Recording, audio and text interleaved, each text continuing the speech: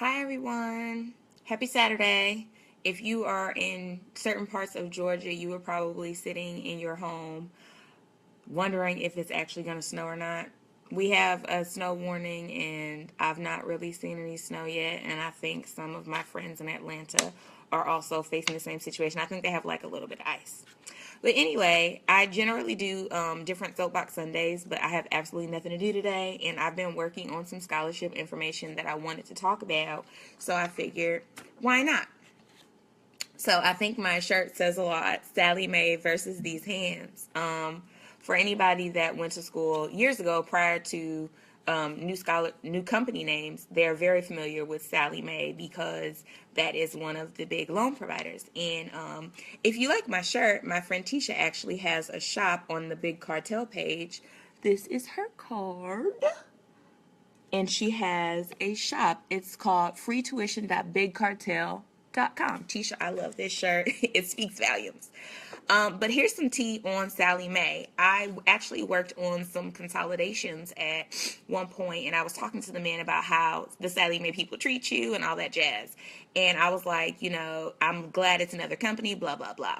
Long story short, he was actually telling me that Sally Mae is Navient or Navient, however you say it. Sally Mae had to change. They chose to change the name of their company rather than lose their customers because they were, I guess, giving higher APRs to certain companies. So they were overly charging people different APRs. And once it was found out, there was some forms of litigation, but rather than lose their clientele or be bought out by a different company, they opted to change their name. So everybody that's paying Navient, it's Sally.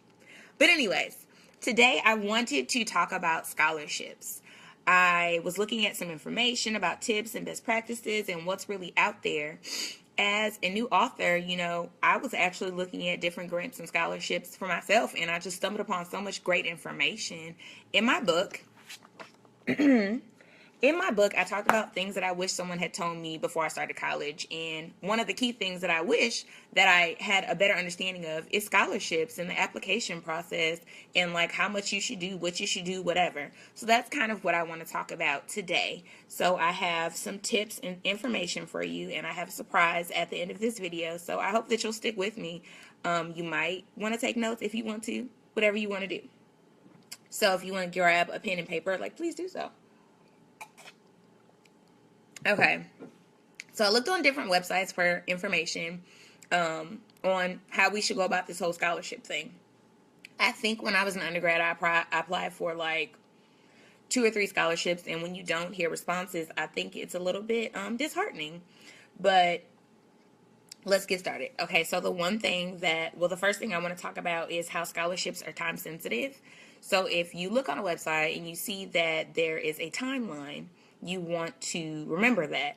I think a great idea is to put reminders in your phone or kind of get a planner and kind of map out how you want to do things. So scholarships are time sensitive, and I mean, it's better to get them in before the deadline or at least the day of. Like if it says, January 7th at 5 p.m. You want to get it in prior to then. Pay attention to deadlines because if you miss that deadline, you may not qualify. The key to applying in all the videos that I've watched is apply for as many as possible. So it's about strength in numbers. If you apply for, 15 to 20 scholarships, you might get a couple. So I would say, if I was in school, which I'm not, but I would say if you were in school, like every month, you should be looking for different scholarships and just get out a couple different applications. That way, on a monthly basis, you're at least seeing if you've been awarded something. Maybe set a goal for 5 to 10 a month. That is kind of a decent thing to do. There's strength in numbers, and you can do it if you are consistent. So again, set a reminder in your phone or make it, a post around your place of residence and say, okay, well, every second Saturday, I'm going to wake up and look for different scholarships. That way you can kind of make not a job of it, but kind of, it is a job. It is a task. When you are applying for scholarships, it's really key to personalize and be passionate about whatever you're writing. You should give examples and be specific. And speaking of being specific, I found my scholarship letter from when I went study abroad, and I think it was just like a $200 or $300 scholarship, but it would have just been additional spending money for me. So I'm going to share it with you. It says, 10 years ago, if anyone asked me where I would be today, I would have never guessed. I had never even thought outside the box. I can't even fathom the thought of leaving Los Angeles because I was somewhat content with my surroundings. If I had never left California for college, I would probably be stuck there forever. Leaving home for the first time taught me that if there is more than Los Angeles, California, then I want to see it all. I consider myself a diverse person in view of what I grew up, but the 4 years I spent at Clark Atlanta University in Atlanta, Georgia, exposed me to as much as as my 17 years in Los Angeles. I've met people from almost every state and even a few other countries. I'm highly inquisitive and I love to immerse myself in other cultures, learn new languages, and learn about different histories. In undergrad, I majored in public relations and minored in history. More than anything, PR enhanced my communication skills. I have always been an extrovert, but I have fine-tuned my skills in order to be more considerate and respectful of other cultures. In the midst of my history courses, I learned the narration of the many ethnicities, mainly African Americans. I would love to continue learning, especially with the first-hand experience in the study abroad program. I wasn't able to study abroad in undergrad because I had reached my core course load, so when the opportunity presented itself again, I was overwhelmed with excitement. I would love to travel to Australia and New Zealand. Study abroad gives students a once-in-a-lifetime chance to go to a country where they have never been able to visit under normal circumstances while allowing them to matriculate on time. I would like to be one of those students. While studying abroad in New Zealand and Australia, I would like to take the comparative education course. I feel that it will allow me to think outside the box, given the location, and it will also give me something to tell my future students. You learn something new from every experience, which is why I am so excited about the experience in particular. I would like to explore more than the cliche of Australia, which is Crocodile Dundee kangaroos and boomerangs. The closest I've ever been abroad was a Carnival cruise to the Caribbean. There is so much more in this world I want to see. There's so much more in the world I want to see. Australia and New Zealand are just the beginning. I received my bachelor's degree in May 2008. I am currently working for Ireland Communications as an administrative assistant. I begin my freshman experience all over again as a graduate student in spring of 2009. I am looking forward to attaining my Master's of Arts in Teaching, and I am anticipating my first day of teaching. I plan to teach middle grade language arts, and I also want to be certified in social studies. Wow, that was a while ago. But anyway, I feel like when you are applying for scholarships, it's good to tug at the heartstrings. It's good to tell your history. It's good to kind of make the person who's reading about you feel like they know you. You don't want to give a surface type of situation. So personalize it. Be passionate. Give examples. That's one of the best things that I can advise. I mean, I'm not a professional scholarship writer, but I really I do enjoy writing. So next tip is to have a professional email. I think having a professional email speaks volumes about you. My teacher told me that my junior year of college. So I think my first email was like Magic04, and I spelled it MADJIC. Like, it was weird. And I feel like, it gives a more polished look. So you want to have a professional email address, more than likely your name, or your name broken up maybe with a specific year or something like that. But generally, your name is the most professional thing to do. Also, you might want to Google yourself and see what's out there, because if you apply for a scholarship, the company or the organization might decide to Google you to see what you're really about. So Google yourself and see if you can kind of censor what's out there for you.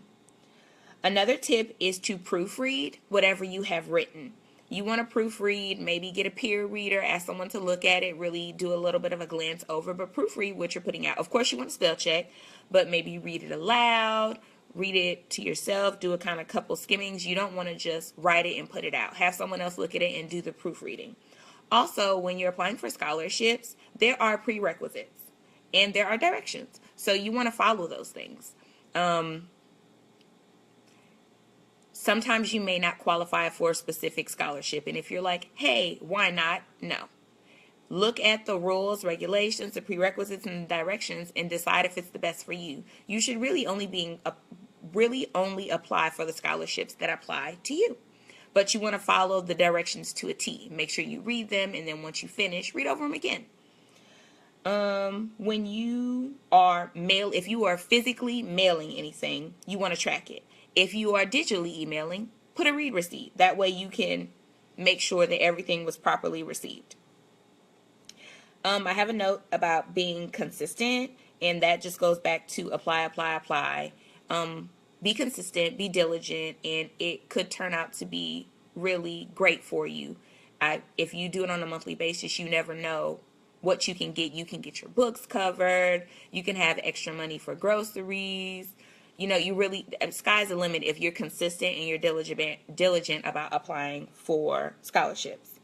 The last tip that I saw online was really cool. It was saying, like, even though you're in high school or college, work on your resume or have a very nice polished list of some of your accomplishments. If you've received some form of accolades, or if you have an award, or any type of kudos that will make you look better to the organizations and companies that you're applying for scholarships for, you want to make a list of it. So have a resume or a list of accomplishments. So those are my tips. And the funny thing about it is, I guess before I started doing research, I had a few misconceptions about like what college scholarships were about. But there's more than just your typical essay. There's a lot of people who are not strong in writing. So some of the types of scholarship applications are essays, short essays, videos, creative, and some surveys and questions. So I thought it was really interesting that you could do a video submission. So that would be really cool for those who are into like radio, TV, film, and things of that nature. You could apply strictly for some of the ones that have videos. That way, if those come easier to you, then why not do that? And one of the creative ones that I saw that I thought was interesting was making a duct tape outfit for prom. If I would have known that I would have got $10,000 for making a duct tape dress, then that just would have been that's what it would have been. I would have had a duct tape dress at prom and just had a great time. There's so many different scholarships that you can look into that don't consist of writing. I even saw some that where you write one sentence, so don't limit yourself, or maybe be a little bit more open to what types of scholarships are out there, because you really just never know. Also, when you are looking for scholarships, there are so many different audiences that they cater to. There are some scholarships for specific religion. There are some for sports. There are some for study abroad. There are some based on ethnicity. I saw a lot for African Americans and those that are of Spanish descent. I saw a lot for Indians as well. And there are some for specific situations. I saw some that were for families that were experiencing hard times. I saw some for refugee families. There are so many different types of scholarships, and you just really have to look for them. Find your niche and get in there. That's the important thing when it comes to scholarships. That's kind of where I'm at with everything that I have. I have a smidge of a soapbox that I want to get on, and then I'm going to jump off and tell you what I wanted to tell you guys initially because I'm so excited. But I was talking to a couple of my students, and I realized, again, that college counselors or high school 11th and 12th grade counselors don't always have, your best interest at heart. So if you have an advisor or your child has an advisor that's not advising them, that's an issue. I have one student who was under the impression that he couldn't take the SAT because his counselor hadn't mentioned it to him. No. If you have a question, or if you feel like you're being overlooked by your counselor, you need to set a meeting. You need to tell your parent. You need to figure out what needs to happen for you. Don't leave your future in the hands of an advisor that doesn't necessarily have your best interest at heart. You have to be able to ask questions. A lot of people put their trust in those people, and some counselors just don't care. I go back to thinking about my counselor, and I feel like she only cared about us getting out of the 12th grade. She wasn't thinking about me being college oriented. So if you or your child don't feel like you have enough information and your college or high school counselor is not providing you with those things, then that's something that you need to look into. Set a meeting. If that person is being, not so diligent, then you need to talk to the principal. But ultimately, your future is in your hands, and don't leave it to an advisor who's being negligent. It's just not okay. So that was my soapbox. Just really quick. The thing that I wanted to share is that I actually composed a list of different scholarships that I found. I think, between 52 and 54 different websites that offer different scholarships. And I made a category list as well. So I am really excited to share the information, especially because it's January and it's the perfect time to get ready to start writing those scholarships. There's a lot that are for high school juniors and seniors, and I would love to share it with you all. So there's two things that I would like to happen. I would like for you to share this video.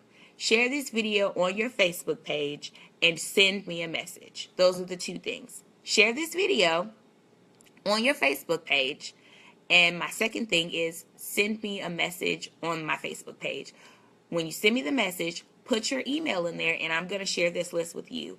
I would love to see everybody kind of get going with their scholarship applications. It can be easy if you are diligent. So I hope that the video that I shared with you was comprehensive, and if you have any questions, you can always message or comment. But remember what I said about the scholarships. Share this video and send me a message with your email address, and I will email you my comprehensive list and all the websites that I found. Thank you guys for watching, and I hope that you have a great day.